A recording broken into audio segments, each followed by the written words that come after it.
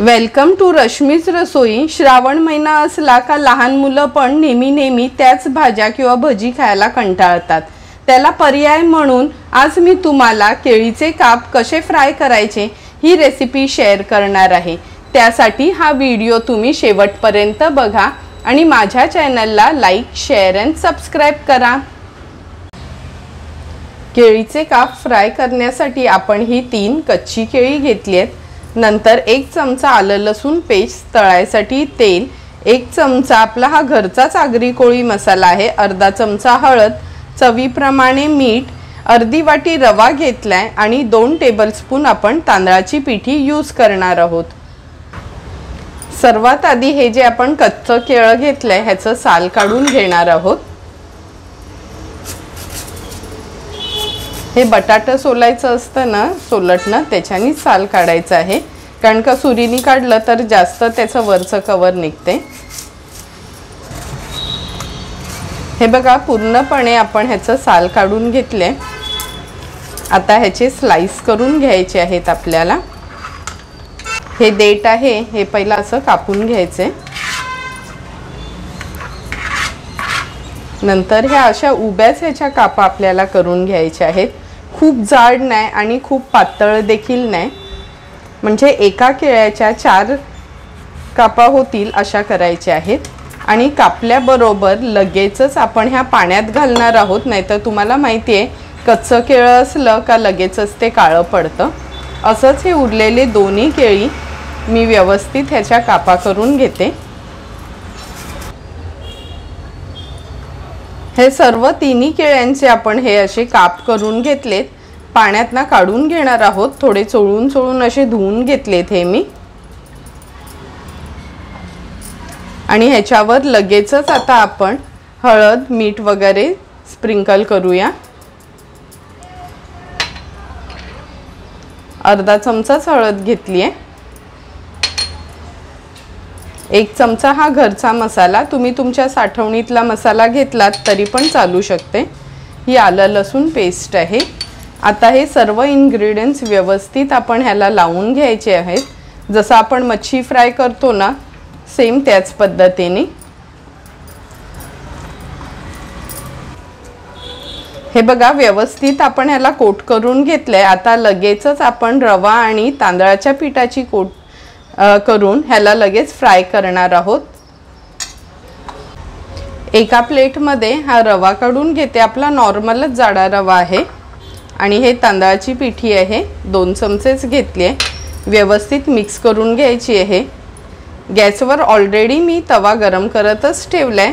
एक आपण ह्याच्यात केळ्याची फोड डीप करून लगेचच फ्राय करणार आहोत। तवा ऑलरेडी हा आपण गॅसवरच ठेवलेला गरम करत। ह्याच्यात सुरुवातीला 2 टेबलस्पून एवढंच तेल घेते, कारण का शॅलो फ्रायच करणार आहोत। गरज लागली तर आपण वरून आणखीन एक्स्ट्राचं तेल ॲड करूया। आता एक करून आपण ही केळ्याची फोड आहे ती ह्याला व्यवस्थित रवा आणि तांदळाच्या पिठीमध्ये कोट करूया। काही जणांना रव्यामध्ये थोडासा मसाला किंवा मीठ घालायला आवडतं, ते तुम्ही तुमच्या आवडीप्रमाणे घालू शकता। हे बघा असं कोट केलं का जसं आपण मच्छी फ्राय करतो ना सेम त्याच पद्धतीने आपण एक फोडी ह्या तेलावर सोडणार आहोत। सुरुवातीला गॅसची फ्लेम मी अगदी लोवरच ठेवली आहे, म्हणजे खूप त्याचा काळपट कलर येऊ नये म्हणून। आता ह्या सर्व फोडी आपण अशाच तेलावर सोडूया।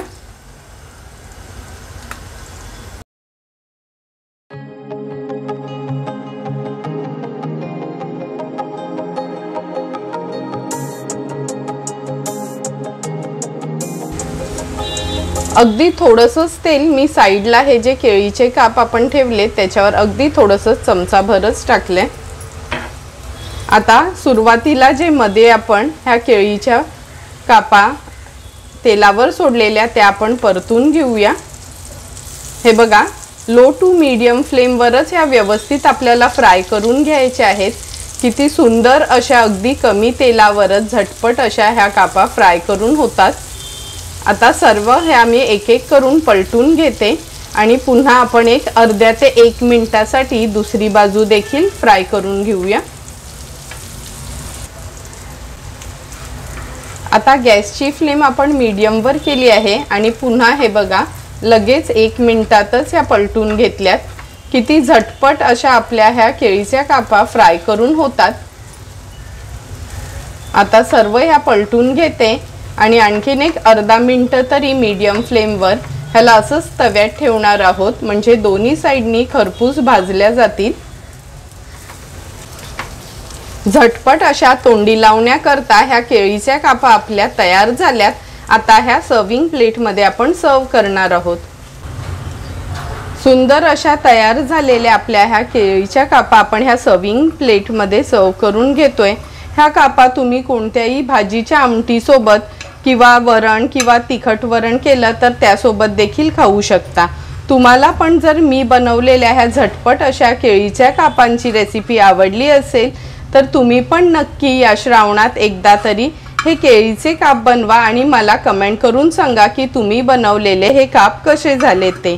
तुम्हाला जर मी बनवलेल्या ह्या केळीच्या कापांचा व्हिडिओ आवडला असेल तर नक्की माझ्या चॅनलला तुम्ही लाईक, शेअर अँड सबस्क्राईब करा।